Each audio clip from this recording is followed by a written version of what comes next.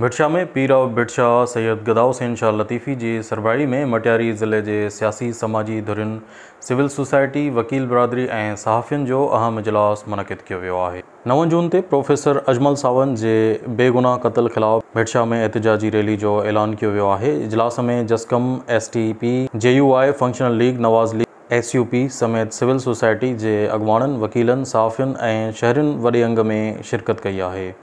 इन मौके ते पीर ऑफ भिटशा सैयद गदाउ हुसैन शाह जी अगवानी में इतफ़ाक़ कंदे 9 जून ते भिटशा जी नगरी में प्रोफेसर अजमल सावंत जे बेगुनाह क़त्ल वाक़े ख़िलाफ़ एहतजाजी रैली कढी कमेटी पिण जोड़ी वई आहे, जेका एहतजाजी रैली ऐं भरपूर शिरकत बाबत मटियारी ज़िले जे क़ौम परस्तनि अगवाननि सियासी समाजी तंज़ीमनि ऐं शहरियुनि सां राब्तो कंदे अगवाननि जो चवणु हो त जेसिताईं डॉक्टर अजमल सावंत जा क़ातिल गिरफ़्तार थी क़ानून जे कटहरे में न ईंदा तेसिताईं एहतजाज जो सिलसिलो जारी रहंदो।